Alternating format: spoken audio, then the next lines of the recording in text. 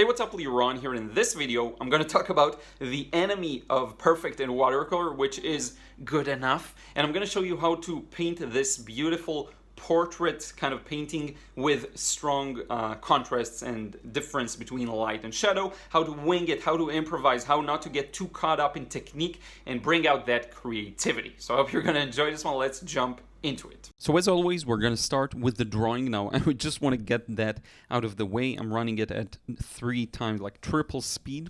I just want you to bear in mind the idea of large to small. Always work when drawing from the largest shapes you can see to the smallest shapes and details, and that way everything will be in its place. And it's fine to erase, it's fine to make corrections, move things around. I obviously do that quite a bit, and I'm fine with that. So you see large shapes. The nose, just to know where it is, the large shadows for the eye sockets, getting where the mouth is in comparison to the chin and the nose, raise the nose a bit. You know, all of these things, it's okay if you don't get it right the first time.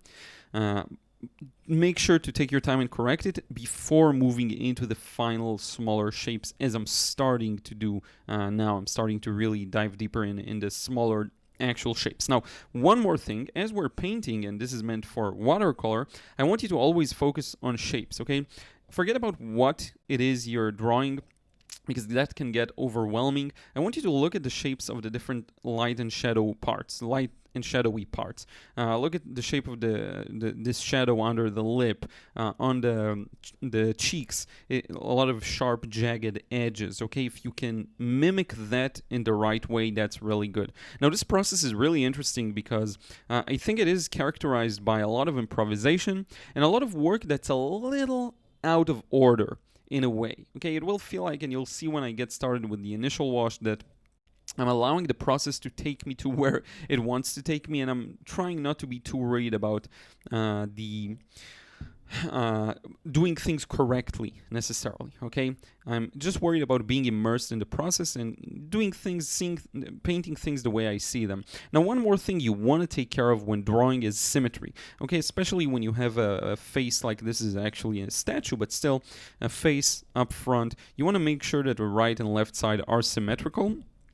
This will be obviously most important with the eyes. So what you'll see me do after I'm placing the hair strands or the large groups of hair strands is I'm going to place some guidelines to show where the eyes are approximately placed. And you see I got it a little wrong and a little skewed, something which I will correct in a few moments. Okay, it's really important. I don't get it right the first time. You can try and mirror the sketch and see if it looks right, and keep erasing, keep correcting. Like, obviously the right eye is a little higher. Most of the mistakes I see with people's drawings, it's for the most part just symmetry. And if you just compare the different heights of where you place the different elements, you'll get it right. Okay, so take your time, use a ruler, see if things line up correctly.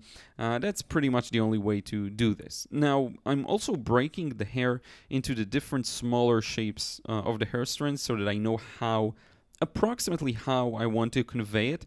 It is important to, here we go, correcting the eyes. It is important to make the shapes clear for yourself so that when it's time to paint them, you know where to place everything. Okay, so yeah, now we're done with this stage. We'll move on to the painting stage. I'm not worried again about having a perfectly yellow color. I know that bugs a lot of people. Sorry about that. I tend to keep my palette rather organically dirty. That's how I like to call it, at least organically dirty.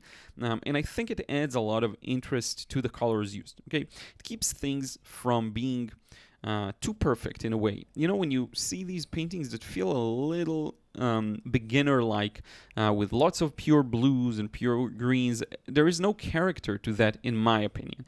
If you use the paints exactly as they appear out of the tube, for me personally, it loses the character. Okay, now I'm following the shapes I put in, and here's the thing that's important. This is a complex wash. Okay, there is a lot going on here, a lot of complex shapes, and because the reference itself is relatively easy in a way to paint because there are large shapes and very clear separation between light and shadow, it's still a little hard because everything is just merged together. So if you look at this shadow, if you follow it all the way down to the chin, you'll see that it actually connects to the shadow on the left. Now, it's hard to work on everything at once. It's really a challenge. So I'm doing my best, and this is the crux of this video. Okay, really, the enemy of perfect is good enough, and what we're doing here is good enough. Okay, so I'm starting where I can, where I see the connections to the light and shadow shapes. From the eye socket, which is a pretty big shadow, I move on to the cheeks and onto the hair that meets it in the same place. Now, you would say this is a great opportunity to do wet and wet, to darken the shadows anywhere, everywhere, or between the face and the hair, but it's hard. This is a large wash, and I have to think about all of the edges, all of the shapes. So I'm not worried about that. I'm not too pedantic on getting all of these wet and wet areas done now. And I will show you in just a few minutes a trick for getting them later to still look good and flow well. Okay, you will see how I do this. I do, while I have some other colors on the brush, inject in just a bit of those colors into the different areas, but it's not really going to influence the value, really, at least not seriously or not too greatly. It will just add some interest. Okay, now I'm just trying to blend this edge, which turned out to be a bit of a challenge, but I got it eventually. It is important while you're working on large shapes. If you can create some edges interest, it can be beneficial for the painting. And I want you to have one more thing in mind.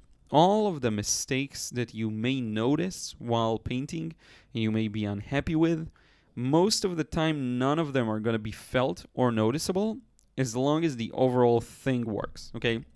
So if the overall drawing is somewhat accurate and the shapes generally are in the right place in terms of light and shadow and values, no one will notice that you got one hair strand a little off or not looking as well. And I see a lot of my students really have trouble with this. And it's a shame because it can hurt the enjoyment of the experience and make you worry about things that are just irrelevant. And it's really irrelevant. I would get so bugged by this sometimes when people do this and I'm like, okay, yeah, just continue. Don't worry about that. You don't want to, as Alvaro Castanet says, you don't want to compromise the quality of the wash just to stop and correct every small shape that's a little out of bounds, okay? And you will hear other artists say that if you get a shape wrong, it will, later on, it will haunt you and you won't like it. Maybe, I don't know. I think that if you focus on values and the overall impression, then it won't be a big deal. Now notice how I'm getting to the left section, lower left section, and this actually connects to everything, to the shadow under the lips and the chin, and to the shadow on the left cheek, and to the shadow on the hair. Okay, so this is really a strange way to go about the painting. I'm not going purely top to bottom, making sure to move it one smooth, even line. And Ruth is gonna bark, so sorry if she will. She hears every small noise. Her ears are huge like satellites. But in any case, if I get started now top to bottom, working my way horizontally, it would be a nightmare. I don't think I can handle that, to be honest, unless I have like another painting to work from, or maybe I do have an alternative suggestion for you. If you minimize your colors to just one color, like black and white, even just one value, then I may be able to handle this complex of a wash top to bottom. But for the most part, I don't want to. I really don't. So for the nose, you see me putting in a bit more red. I don't know why red makes sense for me for noses in general. And I love to make noses red in general. Now, look at the left side of the nose. I left a bit of a highlight there above the nostril, the right nostril area, which is to our left. This is really important. It's actually the side plane of the nose that is hit by light, and the shadow above it is a dent, okay? It's a dent due to the crease between the nose and the lips. Okay. Now, I felt like there wasn't enough of a strong blue there. You see, I have red, I have yellow, but then when I get to the green, it's kind of mud and brown, and not brown, but rather blue.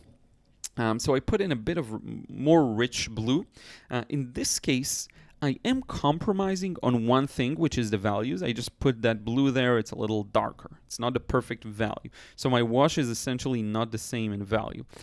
I just wanted to get that blue in quickly because I had a lot of things to worry about and a lot of parts of the hair that are blended together. You want to keep the wash flowing, you want to keep it even. But look at the top left section. I didn't touch it at all yet. I didn't do anything there. It's just left for later, even though it connects to some areas that I already painted, like the topmost hair strand and the cheek and everything. It's okay. Your process does not have to be perfect. You don't have to work. There isn't just, that's the thing that sometimes drives me crazy. There isn't just one correct way of doing things. Okay? And I know a lot of people have that kind of subconsciously, they feel that. Sorry about that. I'm gonna stop the video.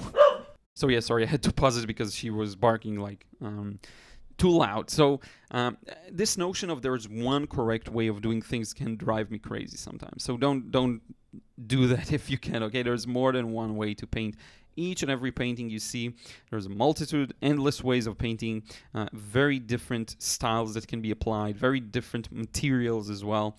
So yeah, a lot of questions have that kind of vibe to them of there's just one correct way of doing things, kind of an undertone to them. And I want you to discourage that and encourage more like thinking about problem solving and how you can make something work. Okay, so now I basically finished with most of this initial wash. I can still come back and charge some areas, but it really isn't necessary. So I'm moving to the background and just adding some of that fairly light wash. Okay, it's not like tea light, but it is a bit darker, but very slightly. Now, once I'm done with that, I'm gonna let obviously the center dry, and then it's all about adding those final touches. Now, I'm gonna show you a couple of tricks, but for the background, the most important thing for me is to mix enough paint. What used to happen to me a lot up until recently was I won't mix enough paint. It still happens. I won't mix enough paint, and then when I mix a little more, the wetness is a little different. It's either a little drier or a little wetter, and I'm tempted to mix more while I am working on a specific wash, and then it creates a lot of cauliflowers, which I'm fine with if that's what you're after. But if you're looking for a smooth wash, then it sucks. So I don't want to have these cauliflowers. So you see, I got the right and left washes fairly even. By the way, sprayed some water. Remember, this is an important part. But in any case, I want to get the right and left sides fairly even, and I think I have. Now I sprayed a little bit of water to get the area wet. Okay, now it's dry. It's after drying time. It's fully dry, and I sprayed some water. Because I couldn't get all of these details wet in wet, because it's extremely complex to do, what I'm doing is using this spray, water spray bottle, to move the paint around and create the impression of wet in wet. And this is just another way to go about it. You could blend the edges with the brush. That's incredibly difficult. I don't recommend it, especially in these small sizes. If it's a large shape, then yes. But if it's just a small line, it's really hard to achieve that effect correctly, so I don't recommend it. I also moved to a bit of a different brush. This one I got from Tracy Lebenson. I'm going to put a link in the description box below. You also have a coupon code.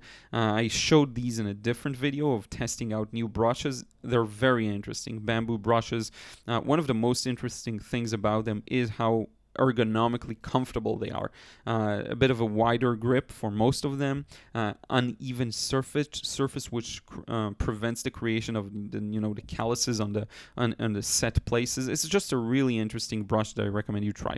And it's a very soft bristles. I love that kind of a thing. Soft but not too soft. Sometimes it's too soft. I don't like that as well.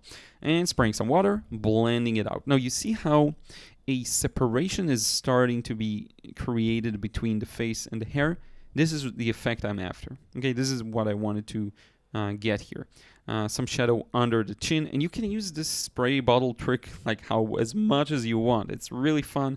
You can just spray away, and sometimes it's hard to control, obviously, where the paint sprays and to get it, the water sprays and to get it exactly the right place. Sometimes the paint will move to places you didn't want to, so just be careful. Don't go too crazy with spraying on the paper, but use it when you think it will help. It can be used actually quite freely, I find, so I'm not too worried about that. You see here, I'm just using it, especially if if you want the line to, thanks Ruth, especially if you want the line to blend both to the right and to the left, okay? So in this case, you may want to use the spray bottle because you're not too worried about it moving to different shapes and making a mess basically. So in any case, in this stage, all you want to do is look for the areas that are darker that you may have missed and start putting them in. The most obvious ones I didn't mention, but you saw me do it, is between the hair and the face.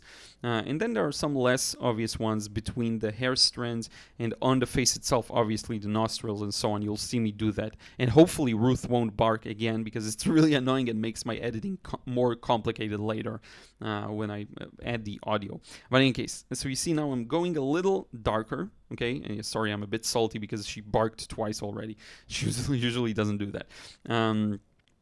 So yeah, I'm adding a bit of the darker blue to bring out a better shape for the eyes. Okay, they're still not really defined, and if you look at the reference, you can see them. Okay, so I did want to make sure that they're visible. And sometimes what's interesting, you can make one eye visible and the other one a little more blurry. I think I'm actually achieving this kind of effect here, and you'll see that it works very nicely. Okay, I would say that the evenness or symmetry on the right to left basis is more important in terms of the drawing stage.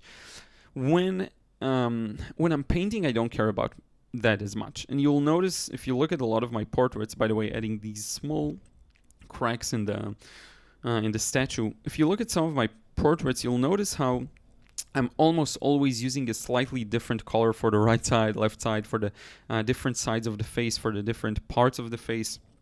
The right side of the nose can be green, the left side can be purple. I don't care. As long as it's placed correctly in terms of physically where it is, I find that I like the effect. Now you may prefer symmetry in the color and value, and asymmetry in the drawing. I mean, I don't know, there's plenty of different stylistic choices, but that's at least how it is for me. Now you'll notice how there are some subtle shadows. Like for example, the bottom part there under the shadow of the lip is a little darker, and I will get that in a few moments. The shadow under the nose, a little darker there. So you're free to just put a bit of paint, I'm connecting it to the nostrils, and then spray, help it spread out a bit, then do some wet and wet onto that. And this is a good way of building up the painting in a non-aggressive way. So if you just put a wash and leave it, you're going to get hard edges. And this is a way to soften it up. And you can see again, my process is not perfect in any way. It's really, and I'm just going to pull this slightly darker shadow downwards. My process is really random, working on a bit of a shape here, working on a small bit of detail there. And I want you to take that from this video, really. Just work on it in the order you see fit. Try it out. Obviously, if you're working on a very specific look, you have a very specific goal, you're trying to imitate what you see, quote unquote, imitate very realistically, it will be a little more demanding in terms of the process. But if that's not the case, I would urge you to at least try a few processes of just working at your own leisure in a way, and not worrying about getting everything even, just working on a section by section basis. I think you'll find a lot of fun in that. Okay, now here I took a bit of a different approach. So first I wet the area, and then I did wet and wet. Unlike the left section where I used the spray gun. The water sprayer. So again, plenty of means to achieve similar effects. If the paint moves too much, what you want to do is dry it, because less water means drying. This is when you see me sometimes dabbing with a piece of paper towel or something like that. It's generally to reduce movement, okay? Or if I went too dark, then I want to pick up some paint, I'll use that same thing. So that's kind of how I see it. The idea of, more water, more movement, less water, less movement.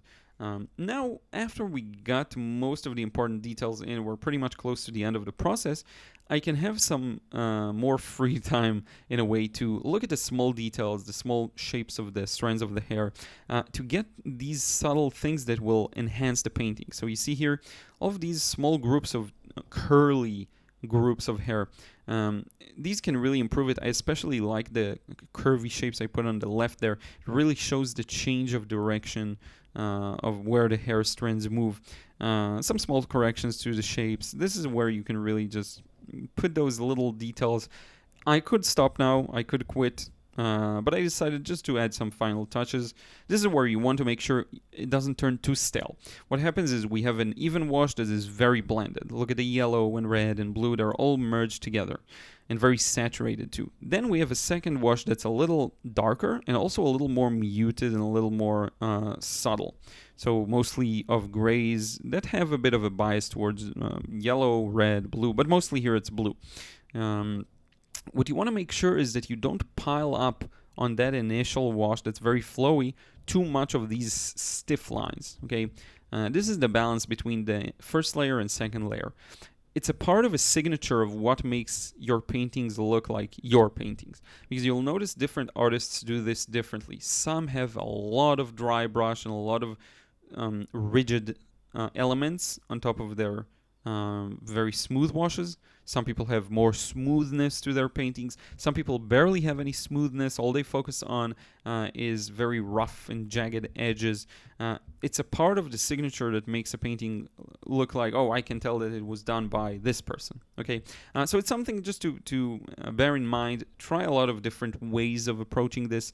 What I'm doing now is adding a bit of a stronger drier brush kind of effect you see here. It's a new brush, as I mentioned. I'm still learning how to use it, and it took me some time to get the right consistency. And even with brushes you're familiar with, it's not always easy to get the right consistency. You see it starts to put in these dark dots and spots.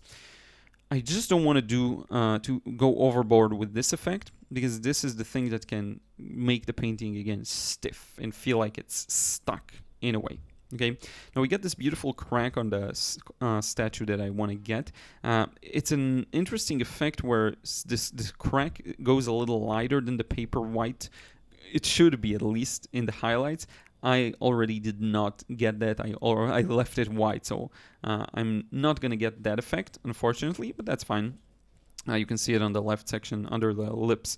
But I'm not going to get it, obviously, as I mentioned. And with that, we're really close to finishing this. I think there's a good combination here of movement and smoothness and a lot of gradual transitions, and then some rigid lines that give it some structure. A lot of the feeling of structure, three-dimensionality, and even depth can come from this layering of soft versus hard.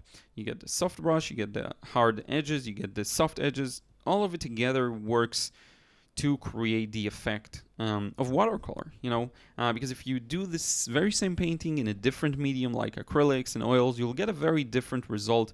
The nature of the medium is very different. Slowly signing it as I speak. The nature of the medium is really, really different. And this is something you can pretty much only get with watercolor. So I do encourage using the medium as it should be, as I always say, just at least to try it out. You can do whatever you want in any way you want. Now, I wanted to give you an up-close view of the painting just without the tape, and also to see all the details. And I hope you enjoyed this process. Now let's wrap it up. So once again, I really hope you enjoyed this one. Thank you for sticking around. I hope you enjoyed seeing the tape removal, which I filmed after this, obviously. One more note, if you want to learn how to paint like me in this style, letting go, being free, and getting the result you want, whether it's realism, impressionism, or maybe just really abstract, be sure to check out my frustration-free watercolor course in the description box below. I know so many of you have checked it out, and I am so grateful for that. So thank you so much, and we'll see you again in the next video real soon.